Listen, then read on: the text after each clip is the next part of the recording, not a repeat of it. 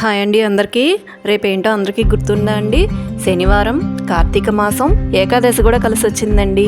ఈ రోజు శ్రీనివాసుని కానీ ఆ శ్రీ మహావిష్ణువుని కానీ మనం ఎలా పూజించాలో చాలా సింపుల్గా తెలుసుకుందామా? దీనికోసం ప్రత్యేకంగా పరిగెత్తాల్సిన పనేం లేదండి. మనకు ఉన్న దాంట్లో మన శక్తి కొలది దీపం, ధూపం, నైవేద్యం, దానం, ధర్మం ఇలా మనకు తోచింది ఈరోజు మనం ఏం చేసినా పుణ్యమేనండి. ఈరోజు ప్రత్యేకంగా ముహూర్తం అంటూ ఏమీ లేదండి. రోజు మొత్తం మంచిదే, కానీ పర్టికులర్గా ఇంకా మంచిది కావాలండి, మేము చేయగలం, మేము ఉండగలం అని అనుకుంటే ఉదయం 4:30 బ్రహ్మాండమైన బ్రహ్మ ముహూర్తం అండి. ఈ టైంలో పూజ చేసుకుంటే ఇక చెప్పక్కర్లేదు, మనకి అంతటి అదృష్టం అనమాట. అంత పొద్దున్నే లెగలేమండి అనుకుంటే 7 నుంచి 9 లోపు చేసుకోండి. 9 దాటాక మటుకు పూజలు చేయమాకండి దయచేసి. ఉదయం పూట కుదరని వాళ్ళు సాయంత్రం అయినా చేసుకోవచ్చండి. పర్టికులర్ శనివారం కాబట్టి శ్రీనివాసుడికి ఇష్టమైన ఆవు నేతితో పిండి దీపాలు పెట్టామనుకోండి, మరీ మంచిది. ఆ 7 కొండల వాడిని స్మరించుకుంటూ ఓం నమో నారాయణాయ, ఓం నమో నారాయణాయ అనుకుంటూ రోజంతా ఉంటే కలిగే పుణ్యం అంతా ఇంత కాదండి.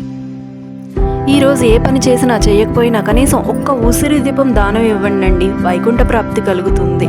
ఈరోజు ఎటువంటి రోజు అంటే అండి, మళ్ళీ మనకి ఎన్నిసార్లు చెప్తున్నానని మీరు నన్ను తిట్టుకున్నా సరే, శనివారం, ఏకాదశి, కార్తీక మాసం కలిసి రావడం అనేది అత్యంత శుభప్రదం అండి. కానీ ఈరోజు చేయకుండా పనులు కూడా కొన్ని ఉన్నాయండి. మనం పొయ్యి మీద పెట్టి వండుకున్న అన్నాన్ని తినకూడదు, నాన్ వెజ్ తినకూడదు, మందు తాగకూడదు, కొంచెం నియమాలు ఉన్నాయి. జీవితం మొత్తం మనకి నచ్చినట్టే బతుకుతున్నాం కదండి. ఈ ఒక్కరోజు ఆ దేవుడి కోసం మనం కేటాయించలేమా? అదే ఒక్కసారి ఆలోచించి అందరూ చేసుకోండి. ధూపం వెలిగించుకొని దీపారాధన చేసుకొని ఆ స్వామి నామాన్ని తలుచుకుంటూ పర్టికులర్గా ఉపవాసం మటుకు కంపల్సరీ చెయ్యండి. కటిక ఉపవాసం మటుకు చేయకండి. ఆత్మారాముడు కూడా దేవుడే. అందుకని స్వామికి పెట్టిన నైవేద్యంలో కొంచెం తీసుకొని మనం తినొచ్చండి, తప్పే లేదు. లేదా 2 అరటిపళ్ళు లేదా ఒక అరకప్పు పాలు ఏయో ఒకటి తీసుకోవాలి. ఆత్మారాముడిని బాధ పెట్టకూడదండి. పగలంతా స్వామి ధ్యానం చేసుకొని రాత్రంతా జాగారం చేసి మరలా మరుసటి రోజున క్షీరాబ్ది ద్వాదశి వస్తుంది మనకి. ఉదయాన్నే 9 లోపు వెళ్ళి ఆ స్వామి దర్శనం చేసుకుంటే అదృష్టం అంటే అదృష్టం అండి. ఆలయాలు అందుబాటులో లేవన్న వాళ్ళు ఇంట్లోనే మరలా దీపారాధన చేసుకొని దండం పెట్టుకోవచ్చండి. ఎటువంటి ఇబ్బంది లేదు. నదీ తీర ప్రాంతాల్లో ఉన్న వాళ్ళైతే కంపల్సరీ నదీ స్నానం చేయండి. అత్యంత అద్భుతం, పుణ్యం. అసలు ఈరోజు ఎంత మంచిదంటే నాకు చెప్పడానికి మాటలే రావట్లేదు. మర్చిపోయానండోయ్, ఏం చేసినా చేయపోయినా పూజ అంతా పూర్తయిన తర్వాత మటుకు వెంకటేశ్వర స్వామికి కానీ మీరు పెట్టుకున్న విష్ణుమూర్తికి కానీ చక్కగా పచ్చ కర్పూరంతో హారతి ఇవ్వండి. అస్సలు భలే ఉంటుందండి ఆ వాసన కానీ ఆ హారతి ఇచ్చేటప్పుడు కానీ. అస్సలు మనకి జరిగేది అంతా ఇంత కాదు, ఆనందం అద్భుతం. చాలామంది అంటూ ఉంటారు, మా దగ్గర ఆ విగ్రహం లేదు, ఈ దీపం లేదు, ఈ నూనె లేదు, లేకపోతే ఈ పచ్చకర్పూరం లేదు.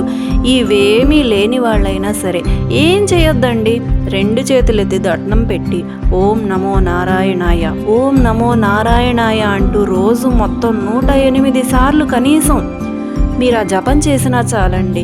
ఇంత అద్భుతమైన రోజు మళ్ళీ తిరిగి రాదండి. ఎప్పటికొచ్చిద్దో కూడా మనకు తెలియదు. అందరూ ఉపయోగించుకోండి. ఆ శ్రీనివాసుడి కృపా కటాక్షాలకు అందరూ పాత్రులు కండి. అలాగే ఉపవాసం చేసేవాళ్ళు ఉపవాస విరమణ ఎప్పుడు చేయాలని చెప్పి కూడా డౌట్లు ఉంటాయండి.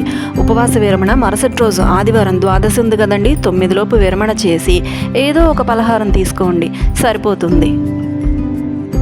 ఈరోజు దానం కూడా అంతే శుభప్రదం అండి.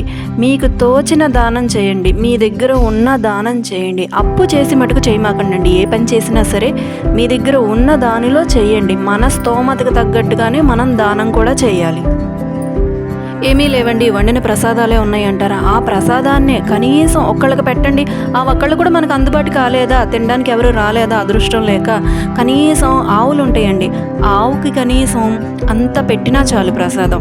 లేదా మనం ప్రమిదలు చేసుకున్నాం కదండి, పిండి ప్రమిదలు, ఆ ప్రమిదను తీసుకెళ్ళి ఆవుకు తినిపెట్టినా కూడాను అసలు అద్భుతమైన పుణ్యం అంటే పుణ్యం అండి మనకి.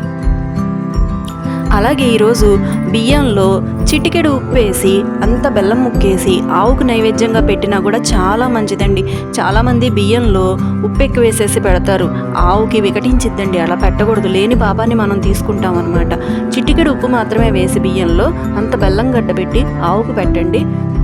ఆవంటే తెలుసు కదండి, 3,000,000 దేవతలు ఆవులోనే ఉంటారు. మనం ఒక్క ఆవుకి పెడితే 3,000,000 దేవతలకి ప్రసాదం పెట్టినట్టేనండి. మనం ఏ పని చేసినా చేయకపోయినా ఈ చిన్న పని చేసినా చాలు. గుర్తుంది కదా ఈరోజు ధూపం, దీపం, నైవేద్యం, వ్రతం ఏమీ చేయలేని వాళ్ళు ఉంటారు కదా, ఓం నమో నారాయణాయ మంత్రం, అంతేనండి. అంతకు మించి కష్టపడే పనే లేదండి.